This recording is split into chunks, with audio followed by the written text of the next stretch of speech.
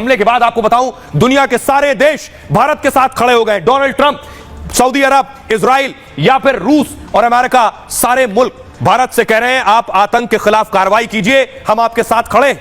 देखिए क्या कह रहा है अमेरिका इस घड़ी में। अमेरिका ने कहा कश्मीर, खुद ट्रंप ने कहा कश्मीर से बेहद परेशान करने वाली खबर आई है। आतंक के खिलाफ हम भारत के साथ मजबूती से खड़े हैं। दोषियों को न्याय के दायरे में लाने के लिए भारत को मेरा पूर्ण समर्थन है। पुतिन कह रहे हैं इस क्रूर अपराध का कोई औचित्य नहीं है।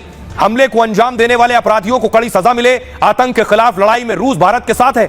नेतन्याहू कह रहे हैं इस बर्बर आतंकवादी हमले से हम बहुत दुखी हैं। हमारी संवेदनाएं पीड़ितों और उनके परिवारों के साथ हैं। आतंकवाद के खिलाफ लड़ाई में हम भारत के साथ खड़े हैं। सऊदी अरब कह रहा है पहलगाम में हुए भयानक आतंकी हमले की निंदा करते हैं। मारे गए निर्दोष लोगों और घायलों के प्रति हमारी संवेदनाएं हैं।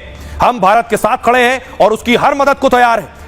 यूएई यानी दुबई कह रहा है, संयुक्त अरब अमीरात कह रहा है पर्यटकों को निशाना बनाने वाले आतंकी हमले की निंदा करते हैं। यह अंतर्राष्ट्रीय कानूनों का उल्लंघन और आपराधिक कृत्य है। हिंसा और आतंकवाद किसी भी रूप में स्वीकार्य नहीं है।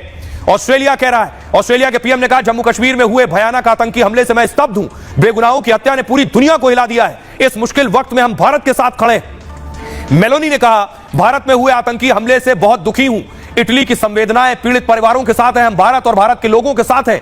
ब्रिटेन कह रहा है कश्मीर में जो हुआ भयानक आतंकी हमला बेहद विनाशकारी है। मेरी संवेदनाएं पीड़ितों और भारत के लोगों के साथ हैं। बांग्लादेश इस घड़ी में कह रहा है कश्मीर में हुए जघन्य हमले की कड़ी निंदा करते हैं। पीड़ितों और घायलों के प्रति हमारी गहरी संवेदनाएं। बांग्लादेश आतंक के खिलाफ मजबूती से खड़ा है। मालदीव का कहना है पहलगाम में हुए भयानक आतंकी हमले से दुखी हैं। आतंकवाद के सभी रूपों से निपटने के लिए प्रतिबद्ध और अडिग हैं। और खुद आपको बताऊं आतंकवाद पर प्रधानमंत्री नरेंद्र मोदी से डोनाल्ड ट्रंप ने बात की।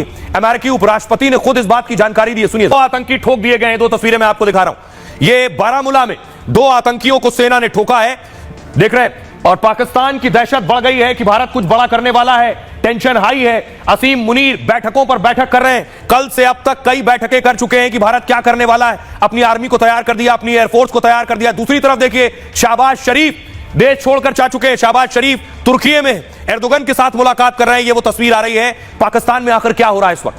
पाकिस्तान की हालत वो है कि चोर की दाढ़ी में तिनका। पाकिस्तान बिना बोले कह रहा है हमने कुछ नहीं किया।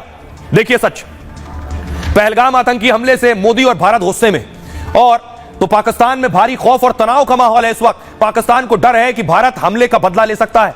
पूरे पाकिस्तान में चर्चा है कि भारत एयर स्ट्राइक कर सकता है, जिसके चलते पाक सेना ने सीमा पर अलर्ट जारी कर दिया है। पाक सेना के अधिकारी एक्शन के डर से रात भर जागते रहे। फ्लाइट रडार में पाकिस्तान की बेचैनी के सबूत मिले।